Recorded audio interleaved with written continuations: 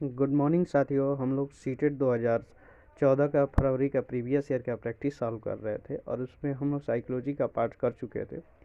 हम अब उसके पश्चात देखेंगे कि जो मैथ्स का पार्ट है उसको कैसे करेंगे, और बहुत इजीली देखेंगे कि लगभग मेरे संज्ञान में जहाँ तक मेरी पहुँच होती है और मैं देख पाता हूँ कि अगर विद्यार्थी के ठीक ठाक अगर मैथमेटिक्स की कॉन्सेप्ट पता है तो कोई भी ऐसा सवाल नहीं होता है जिसको कलम और कॉपी के सहायता से लगाया जाए। ओरली सारे के सारे सवाल सीटेट में लग जाते हैं और आप देखेंगे कि सही अप्रोच होती क्या है और कैसे कैसे इन सवालों को पिकअप किया जा सकता है, और बहुत ईजिली मेरे नज़र में कि आप ओरली इसको लगा सकते हैं। सही अप्रोच अपनाइए और देखिए कि ओरली सारे प्रश्न लगते कैसे हैं। चलिए क्वेश्चन नंबर 31 देखते हैं कि यदि देखते हैं कि किसी वर्ग का परिमाप दे रहा है कितना है 20 सेमी है, और एक आयत की चौड़ाई इस वर्ग की चौड़ाई के बराबर है। यानी जो ये वर्ग है इसका जो परिमाप है ये 20 सेमी है। परिमाप का मतलब होता है, वर्ग का परिमाप का मतलब कि सभी भुजाओं का योग बराबर हो। तो 4 भुजाएं हैं तो इसका जो एक भुजा होगा वो 5-5 सेमी का होगा। और बोल रहा है कि जो वर्ग आयत है इसकी जो चौड़ाई है, यहाँ देख लेंगे ये आयत हो गया, इसकी जो चौड़ाई है ये आपका वर्ग की लंबाई या चौड़ाई के बराबर है। चौड़ाई के बराबर है, यहाँ देख पा रहे हैं चौड़ाई के बराबर है। तो आपसे पूछ रहा है जो आयत की चौड़ाई जो है ये क्या है, सॉरी आयत की जो यहाँ लंबाई आप देख पा रहे होंगे कि आयत की जो यहाँ लंबाई है वह उस चौड़ाई के दुगुनी है। चौड़ाई आपको मिल गया है कितना 5, तो लंबाई जो ये ऊपर होगा ये क्या होगा दुगुना, यानी 5 गुणे 10 यानी 10 होगा।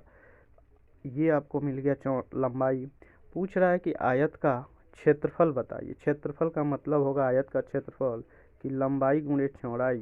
तो इसका मतलब लंबाई 5 है और सॉरी लंबाई 10 है और चौड़ाई आपका 5 हो गया। तो उस परिपेक्ष में 10 गुणे 5 यानी 50 आंसर आएगा। तो इसलिए जो जवाब होगा आपका ऑप्शन नंबर बी करेक्ट हो जाएगा। चलिए क्वेश्चन नंबर 32 देखते हैं कि क्या बोल रहा है। क्वेश्चन नंबर 32 में आप देखेंगे कि किसी आयताकार बक्से की जो लंबाई चौड़ाई और ऊंचाई क्रमशः जो दिया है वह दिया है कि ये आपका एक आयताकार बक्सा हो गया, ये ए मान लेते हैं, और इसकी जो लंबाई चौड़ाई और ऊंचाई क्रमशः है 20 सेंटीमीटर, 18 सेंटीमीटर और 15 सेंटीमीटर है। फिर दे रहा है कि जो एक बक्सा है उसकी लंबाई चौड़ाई और ऊंचाई कितना है। ये बक्स बी जो है इसकी लंबाई चौड़ाई है आपका 18 सेंटीमीटर, 12 सेंटीमीटर और 5 सेंटीमीटर। यहाँ आप देखेंगे पूछा ए का आयतन बॉक्स बी के आयतन का कितना गुना है। तो जब किसी के भी गुना की बात करते हैं तो हम उसको या तो ए रेशियो बी बना लें या तो इसी चीज़ को ए बटा बी लिख सकते हैं, ए बटा बी। तो हमारा ये पता चल जाए कि बी का कितना गुना ए है या ए कितना गुना है बी का। तो अब हम ए बटा बी, ये ए है और इसको बटा फार्म यानी इस सीधे यहीं से एक लाइन खींच लेंगे तो फिर हमको क्या मिल जाएगा कि ए कितना गुना है बी का। तो हम देख लेंगे कि ये 18 से ये 18 कैंसिल, ये 5 से ये 15 3 बार में कट गया, फिर ये 3 से ये 12 4 बार में कट गया, और यहाँ 4 जब आया तो अगर देखेंगे 4 कने 4 और ये ऊपर हो गया 5, 4 5 20, नीचे 1 है और ऊपर 5 है। तो नीचे जो है बी का मान है, ऊपर ए का मान है। तो एक आयतन बॉक्स बी के आयतन का जो कितना गुना हो जाएगा तो 5 गुना आपका हो जाएगा, क्योंकि नीचे बी है जो 1 है और ऊपर जो ए है वह 5 है। तो ए का आयतन बी के आयतन से 5 गुना है। चलिए क्वेश्चन नंबर नेक्स्ट देखते हैं क्या बोलता है। देखिए क्वेश्चन नंबर जो 33 है वो क्या बोल रहा है कि जरा इसको जल्दी से देख लेते हैं। कि क्वेश्चन नंबर 33 बोल रहा है कि कौन सा सही नहीं है। इस बात को ध्यान दीजिएगा कि कौन सा पोर्शन सही नहीं है।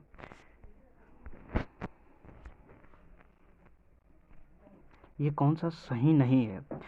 अब आप पहला ऑप्शन देखते हैं कि 10 सेंटीमीटर भुजा वाले वर्ग, देखिए 10 सेंटीमीटर का एक भुजा है और वर्ग का क्षेत्रफल इक्वल होना चाहिए। यहाँ ध्यान दीजिए इक्वल का सिंबल दिया है। और बोला जा रहा है कि 10 सेंटीमीटर लंबाई और 0.1 मीटर चौड़ाई वाले आयत का क्षेत्रफल।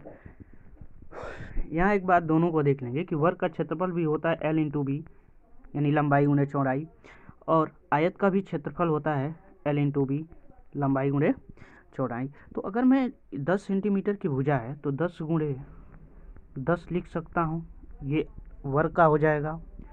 और इसके बराबर का मतलब बटा भी हो जाता है, जैसे यहाँ देखेंगे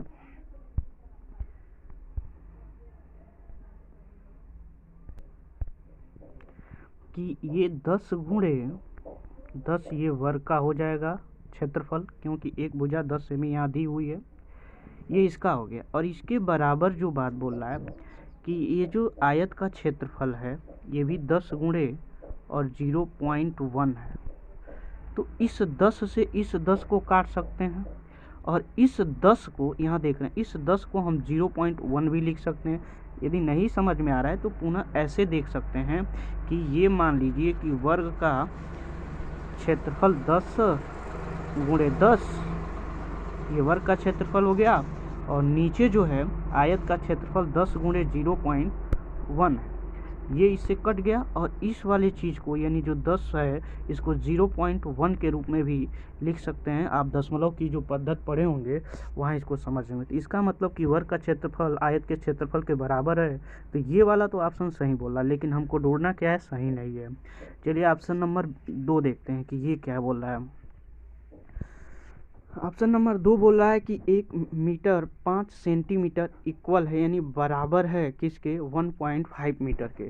लेकिन ये यहाँ देख रहे हैं तो ये जवाब बिल्कुल क्या हो जाएगा, गलत हो जाएगा। और यही गलत पूछा जा रहा है, इसलिए इसको हम सही मानेंगे, क्योंकि 1 मीटर बराबर होता है 100 सेंटीमीटर, और 100 सेंटीमीटर को यदि हम दशमलव में बदलेंगे तो 1.05 मीटर होगा, और उसमें 1.00 होगा, और इसमें जो 5 है इसको जोड़ेंगे तो 1.05 मीटर होगा। तो हमें कहने का मतलब है कि जो दशमलव है वह क्या होना चाहिए कि दशमलव के बाद 2 स्थान आना चाहिए। तो दशमलव के बाद यहाँ 1 स्थान है, इसलिए यह जवाब गलत हो जाएगा, क्योंकि 1 मीटर में 100 सेंटीमीटर होता है और उसमें 5 सेंटीमीटर और जोड़ना है, तो 1.05 मीटर आंसर होना चाहिए था। इसलिए ये ऑप्शन बिल्कुल ही क्या है कि गलत है, और यही गलत पूछा जा रहा है, तो ऑप्शन नंबर बी करेक्ट माना जाएगा।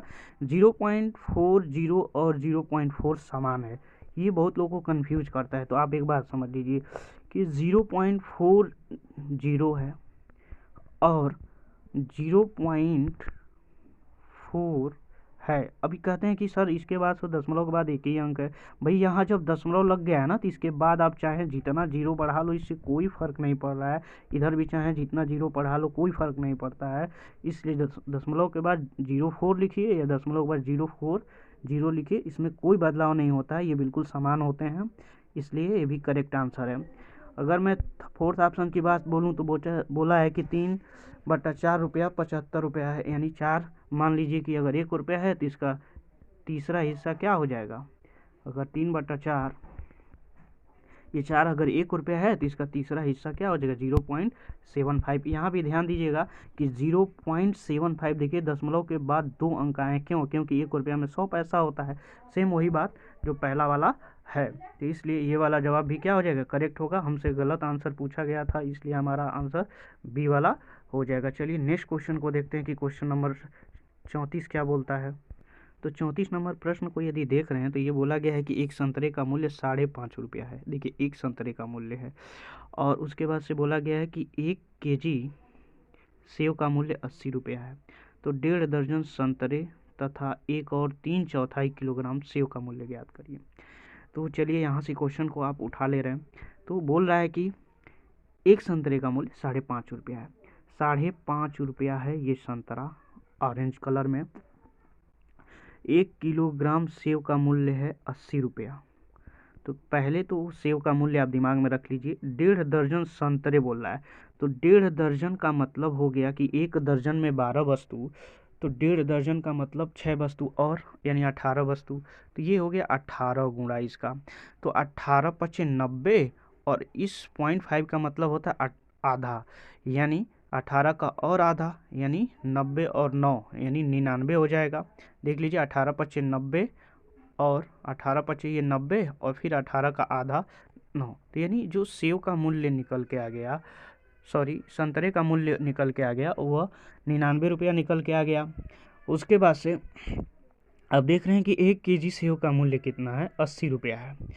तो पुनः आपसे पूछ रहा है कि 1 केजी सेव का मूल्य यदि 80 रुपया है तो आपसे पूछा जा रहा है कि 1 और 3/4 और यानी 1 केजी और 3/4 और यानी हम बात करें कि 4 कने 4 3 7 यानी 7/4 जो संतरे का मूल्य होगा वो कितना होगा, सॉरी सेव का मूल्य होगा। तो 1 केजी का मूल्य अगर 80 रुपया है तो आप यहाँ से देख लेंगे कि 4 दूनी 8, ये 20 हो गया और 20 सत्ते ये हो गया आपका 140, यानी 140 रुपया आपका जो मूल्य निकल के आ गया वह सेव का निकल के आ गया।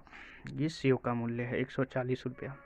अब आपके पास ये 99 रुपया क्या बचा है, संतरे का है, और 140 जो है ये आपका सेव का है। दोनों को जोड़ देंगे तो आपको वैल्यू जो मिल जाएगी, कितना मिल जाएगी, 239 रुपया। यानी कहाँ आंसर है, यहाँ ऑप्शन नंबर 3 करेक्ट आंसर हो जाएगा। दूसरा तरीका और कैसे इसको ईजिली कर सकते हैं कि आपके दिमाग में एक पहले तो कॉन्सेप्ट डेवलप करना पड़ेगा जिसको हम डिजिटल सम के माध्यम से पढ़ाते हैं, कि उससे इस क्वेश्चन को कैसे, ये तो बेसिक मेथड था, उसको डिजिटल सम से कैसे करेंगे कि जहाँ गुणा भाग करने की ज़रूरत नहीं होगी।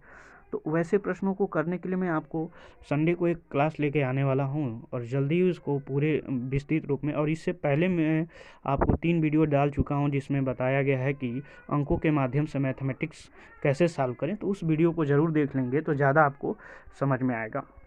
तो फिर मैं उस मेथड से बता दूं, जो विद्यार्थी मुझसे पढ़े हैं ज़रा वो भी समझ लें, या जिनको डिजिटल सम आता है वो ज़रा इस बात को समझ लेंगे कि कैसे सॉल्व किया जाएगा। मान लीजिए कि एक संतरे का जो मूल्य था वह क्या था, आपको निकालना था, और 1 किलोग्राम सेव का मूल्य जो है 80 रुपया है, तो 1.5 दर्जन संतरे का मूल्य निकालना है। तो 5.5 रुपये का मतलब हो गया 5.5, यानी इसमें क्या होता है कि 5 5 10 10 का मतलब हम क्या बोल लेंगे, 10 का मतलब हम 1 और 0 को जोड़ देंगे तो 1 रुपया क्या था, संतरे का मूल्य था।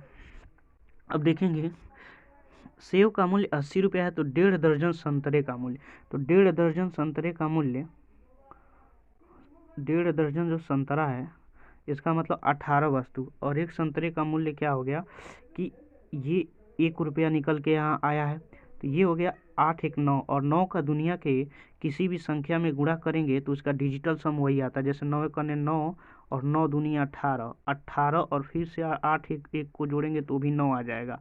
इसलिए जोड़ते समय 9 को हम 0 मान लेते हैं। तो मान क्या लिया गया कि 9 यदि आ रहा है बार बार तो इसका मतलब हो गया 0, 9 यदि बार बार आ रहा है तो इसका मतलब 0 हो गया। तो इसलिए हम मान के चलेंगे कि जो संतरे का मूल्य है वो 1 भी रुपया नहीं है।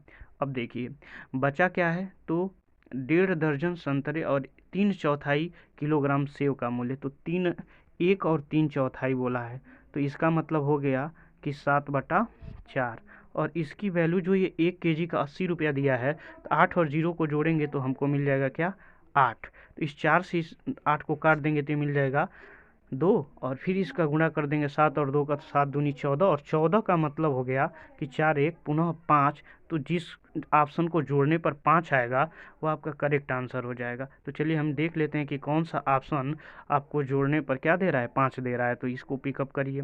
तो अगर मैं इसको देखूं कि 9 जब आता है तो इसको भूल जाते हैं, क्यों, क्योंकि जब 9 में 1 जोड़ेंगे तो ये मिलेगा 9 1 10, और 10 का मतलब 1।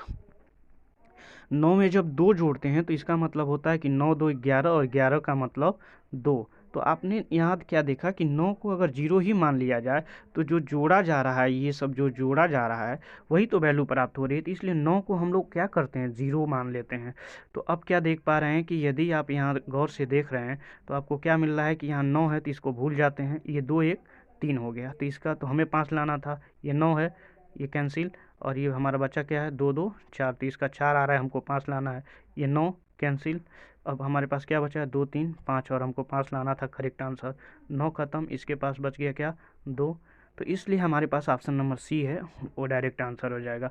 तो ये बात आप वीडियो को बैक करके देख लीजिएगा, पीछे मैं 3 वीडियो के अंकों के माध्यम से संपूर्ण मैथ कैसे समाप्त होगा, डिजिटल सम, यूनिट डिजिट, रिमाइंडर थ्योरम और लास्ट 2 डिजिट, लास्ट 3 डिजिट का इस्तेमाल करके पूरे मैथ को विदिन सेकेंड कैसे बैलेंस करते हैं, जल्दी ही हम आपसे कनेक्ट हो पाएंगे और सारे सवालों को फिर से देखेंगे। तो आपको जो दूसरा मेथड है उसको एक बार और बैक करके ध्यान से देख लीजिएगा, बहुत आसानी से सवाल लग जाते हैं, वो तो ओरली लग जाता, लेकिन आपको बेसिक भी बताना था और ये भी। तो इसलिए चलिए नेक्स्ट प्रश्न की तरफ देखते हैं। नेक्स्ट प्रश्न पूछ रहा है कि 2005 की जो राष्ट्रीय पाठ्यचर्या है उससे रिलेटेड बातें पूछी जा रही हैं। तो अगर आप देख पाएँ कि यहाँ क्या बोला जा रहा है कि गणित शिक्षण महत्वाकांक्षी, यहाँ शब्द आ गया महत्वाकांक्षी। और एक बात इंपॉर्टेंट कर लीजिए, दिमाग में सेटअप कर लीजिए कि महत्वाकांक्षी शब्द कई बार आता है।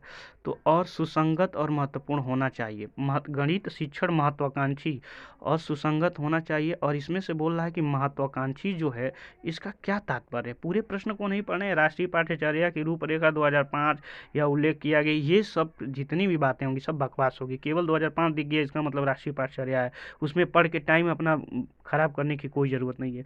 इसमें केवल देखिए गणित शिक्षण का पाठ कर रहे हैं, गणित का पाठ कर रहे हैं, तो उसमें गणित के संदर्भ में क्या बोला गया, महत्वाकांक्षी, और महत्वाकांक्षी का तात्पर्य क्या है, इसको पिकअप कर लीजिए। तो पहले तो आपके दिमाग में ये बात आ जानी चाहिए कि महत्वाकांक्षी का मतलब क्या होता है। तो महत्वाकांक्षी का मतलब होता है कि बड़ा बनने की इच्छा रखने वाला। क्या होता है, बड़ा बनने की इच्छा रखने वाला, बड़ा बनने की इच्छा रखने वाला होता है। और ये एक विशेषण होता है। तो जो बड़ा बनने की इच्छा रखने वाला होगा, गणित में आगे बढ़ने के लिए सोच रहा होगा, बड़े लक्ष्यों को रख रहा होगा। तो इसलिए यहाँ ऑप्शन दिया है क्या, संकीर्ण लक्ष्य। संकीर्ण का मतलब होता है पतला, छोटा। ये छोटा उद्देश्य लेके तो चलेगा नहीं, नकारात्मक शब्द है। और महत्वाकांक्षी प्लस का शब्द है, हमें प्लस ढूंढना है। गणित को अन्य विषयों से जोड़ना, ये एक अच्छा एग्जाम्पल है कि गणित के अन्य विषयों से जोड़ना। लेकिन जब अवधारणात्मक और वास्तविकता की बात होती तब ये बात होता कि गणित को अन्य विषयों से जोड़ने वाला, तब जाके आंसर क्या होता है, ये करेक्ट है। फिलहाल यहाँ महत्वाकांक्षी शब्द को आपको वैल्यू बताने की ज़रूरत है, तो इसलिए ये जवाब क्या हो जाएगा, गलत हो जाए। गणित के अनुप्रयोग, बार बार उसके प्रयोग करने से गणित की महत्वाकांक्षा नहीं बढ़ जाती है। गणित का जो महत्वाकांक्षी का जो मूल उद्देश्य है, यह सिर्फ इतना है कि बड़े उद्देश्यों को, यानी उच्च उद्देश्यों को आप क्या कर पा रहे हैं, यहाँ क्या देख रहे हैं कि उच्च उद्देश्यों को प्राप्त करने के लिए ही गणित में महत्वाकांक्षी का रोल आता है। इसलिए ऑप्शन नंबर जो 4th होगा वह आपका क्या हो जाएगा, करेक्ट हो जाएगा।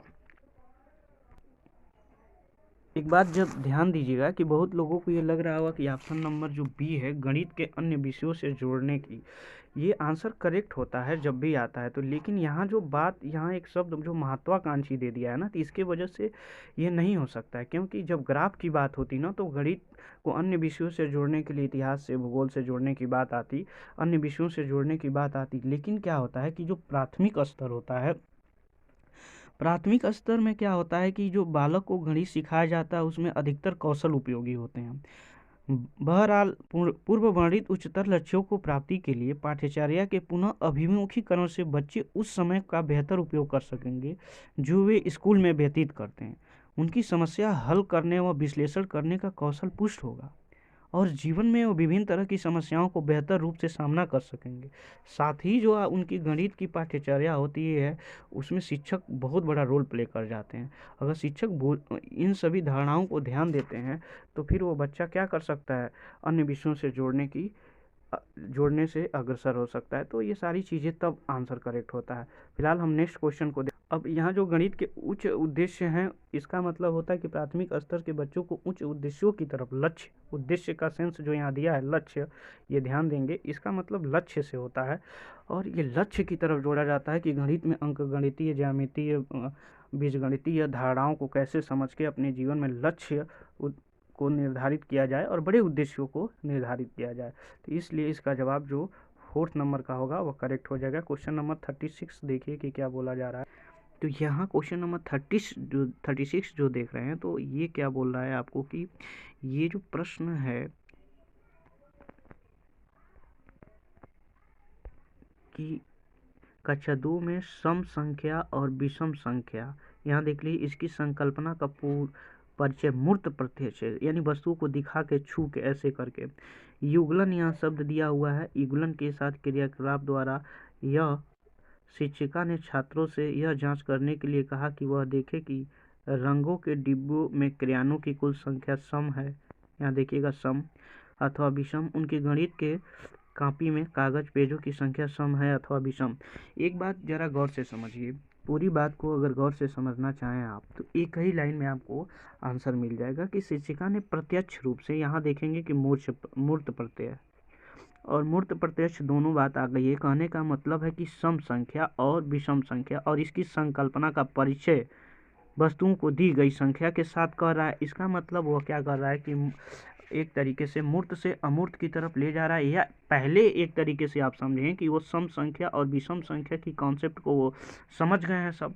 अब इस जो संकल्पना को, ये जो लर्निंग या जो अधिगम है जो वो सीख गए हैं, तो उनके आधार पे शिक्षिका ने क्या किया है कि बच्चों को डिब्बे दे दी है या पृष्ठों के माध्यम से सम अथवा विषम निकालने की बात कर रही है। तो इस प्रकार का जो कार्य करा रही है, तो इसका मतलब उसने ऑलरेडी अधिगम करा दिया है, यानी ऑलरेडी सम और विषम का जो कॉन्सेप्ट है उसने उसको बता दिया है बच्चे को, और अब वह उसका क्या कर रही है, मूल्यांकन कर रही है। यानी जो अधिगम के लिए मूल्यांकन कर रही है, जो उन्होंने सीखा है उसके लिए मूल्यांकन हो रहा है कि ये जो अधिगम हो रहा है उनका कैसे मूल्यांकन है।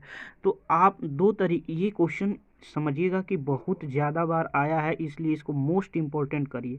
इसको मैं अलग से भी कराने वाला हूँ कि जो अलग से क्वेश्चन जो हर बार पूछे गए हैं और मोस्ट इम्पोर्टेंट रहे हैं, उनमें बच्चा कैसे कन्फ्यूजन करता है, उस सारी चीज़ों को हम लोग चर्चा करेंगे। तो ये बात दिमाग में रखिए। फिर मैं एक बार और चर्चा कर लूँ इस बात का कि यहाँ अधिगम के लिए मूल्यांकन, दूसरा तरीका क्या है कि इसको कैसे समझ सकते हैं, कि ये कई बार जब प्रश्न आता है तो क्यों हम इसको कर नहीं पाते हैं, कि जब ऑलरेडी सारी चीज़ें बता दिया गया है उसके बाद से लाल डिब्बे दे के या उसमें सम विषम छांटने की जो बात कर रही है, तो इसका मतलब कि अधिगम के लिए मूल्यांकन कराया जा रहा है। और अगर आप देखें कि ये के लिए जो आया है ये किस कारक, देखिए इस तरीके के प्रश्न को कारक की जो विभक्तियां हैं उनके आधार पे, अगर विभक्तियां सेम आ जा रही है तो सेंस के आधार पे इन सवालों को सॉल्व किया जाता है, यानी उनके भाव के आधार पे सॉल्व किया जाएगा। तो ऐसे प्रश्न कई बार आए हैं कई दफ़ा, तो उनको हम लोग आगे सॉल्व करेंगे और इन सबको अलग छांट के सभी प्रश्नों को हम लोग को करना है। फिलहाल दूसरा ऑप्शन क्यों नहीं होगा उसकी बात कर लें, कि अधिगम के रूप में मूल्यांकन की बात बोल रहा है, कि अधिगम के रूप में मूल्यांकन की बात, तो अधिगम आपने उसी के साथ अधिगम भी हो रहा है और मूल्यांकन, इस तरीके से ये क्या हो जाएगा, गलत हो जाएगा। वो तो प्रक्रिया निरंतर होती ही रहती है। तीसरा है कि अधिगम के अंत में मूल्यांकन, तो अधिगम के अंत में मूल्यांकन, अभी तो अधिगम चालू हुआ, अधिगम तो बताया गया, उसके लिए मूल्यांकन हो रहा है, तो ये बात क्या हो जाएगी, गलत हो जाएगी। वो लास्ट जो ऑप्शन है अधिगम का मूल्यांकन, अभी उन लोगों ने अधिगम को पूरा किया ही नहीं है, उनका मूल्यांकन करना सही होगा नहीं। जो उन्होंने सीखा है, वो जो अधिगम वो कर रहे हैं उनके लिए मूल्यांकन है, वह जांच की जा रही है। तो ये वाला जवाब पहला जो होगा वो आपका क्या हो जाएगा, करेक्ट हो जाएगा। इसको हम लोग आगे भी समझेंगे, आपको घबराने की ज़रूरत नहीं है, बहुत बार आ चुका है, इसलिए मोस्ट इम्पॉर्टेंट क्वेश्चन के रूप में इसको रखिएगा। क्वेश्चन नंबर 37 देखते हैं कि कक्षा में व्यवकलन का मतलब होता है ऑपरेशन, एक तरीके से पैटर्न की बात होती है, जिसमें बात क्या की गई है, घटाने की। आप यहाँ बात देखें, घटाने की बात की गई। प्रश्न व्याख्या करने के पश्चात शिक्षक ने एक बोर्ड पे क्या किया है कि देखिए एक तरीके से एक ढांचा खींच दिया है, स्ट्रक्चर बना दिया, और इस स्ट्रक्चर पे आप दो बातें गौर से समझेंगे। आपको यहीं से आंसर मिल गया है। यहाँ से आंसर मिलने का मतलब कैसे, कि देखिए कि इस स्ट्रक्चर में उसने कुछ वृत्त बनाए हैं और एक संख्या यहाँ 10 बना दिया। इसमें से क्या क्या संख्या आपको सिंबॉलिक के रूप में मिल पा रही है, एक तो प्लस का सिंबल मिल रहा है और एक माइनस का सिंबल मिल रहा है। कहने का मतलब शिक्षक ने यहाँ व्यवकलन के कॉन्सेप्ट को बता दिया है, लेकिन इसमें प्लस का कॉन्सेप्ट है, तो इसका मतलब वो पहले प्लस के कॉन्सेप्ट को बताया होगा, तो अब व्यवकलन यानी जो घटाने का कॉन्सेप्ट है उसको बताने की बात कर रहा है। तो प्रश्न में हमको प्लस और माइनस का जो संकेत है यहाँ से मिल जा रहा है, हमको प्लस और माइनस ढूंढना है ऑप्शन में। तो देखिए इसका उद्देश्य क्या है, तो हम देखेंगे संकलन, यहाँ एक शब्द इस्तेमाल हुआ है संकलन और दूसरा है व्यवकलन। व्यवकलन का मतलब आप माइनस समझ रहे हैं, संकलन का मतलब आप समझेंगे क्या होगा। तो यहाँ एक चीज़ आप देख रहे हैं कि संकलन का मतलब आप जैसे नहीं बोलते हैं कि सभी चीज़ों को संकलित करते हुए या पुस्तकों का संग्रह या संकलन इस तरीके से करते हैं, तो जो संकलन शब्द होता है धन कलन से मिलकर बना है। अगर इसकी मैं बात बोलूँ तो कलन का मतलब होता है जोड़ना, ठीक है। कलन का मतलब होता है जोड़ना और सम का मतलब समान, जोड़ने के समान। एक तो बात यह हो जाती है हिंदी के अकॉर्डिंग। दूसरी तरीका अगर मैं इंग्लिश की बात करूं तो इसका जो मतलब होता है वह होता है समेसन। ऐसे होता है सम, SUMMATION, समेसन। समेसन दरअसल इधर आपको कहीं दिख भी जाएगा, एडिशन या सबसेक्शन देता है, एडिशन भी आप बोल सकते हैं। इधर देखिए लिखा समेशन का मतलब होता है, देखिए यहाँ सम और यहाँ एशन, यह दो शब्दों से मिलकर बनता है। सम का हिंदी आप जानते हैं क्या होता है, योग, और एशन का मतलब जो ग्रीक में होता है वह होता है प्रोसेस यानी प्रक्रिया। तो ऐसी प्रक्रिया जो योग की तरह हो तो उसको हम लोग समेशन बोलते हैं। यहाँ देखिए इसी शब्द को एक दूसरे नाम से दिया गया एडिशन। एडिशन का मतलब योग होता है, देखिए strengthening skill of addition and subtraction. तो ये एडिशन हो गया और ये व्यवकलन आपका सब्सट्रैक्शन हो गया। तो यहाँ से भी आप समझ रहे हैं हमको प्लस जो क्वेश्चन है उसमें प्लस और माइनस ही ढूंढना था, ये हमको संकलन प्लस हो गया, ये माइनस हो गया, हमारा करेक्ट आंसर यहाँ मिल गया। यहाँ देखिए यहाँ बोला है संकलित मूल्यांकन, यहाँ केवल प्लस की बात बोल रहा है, केवल प्लस है, गलत हो जाएगा। छात्रों के लिए मजेदार क्रियाकलाप की व्यवस्था करना, मजेदार शब्द है, जैसे लग रहा है ड्रामा चल रहा है। मस्तिष्क का गणितीकरण नहीं हो रहा है, ये बात कैंसिल हो जाएगी और सीधे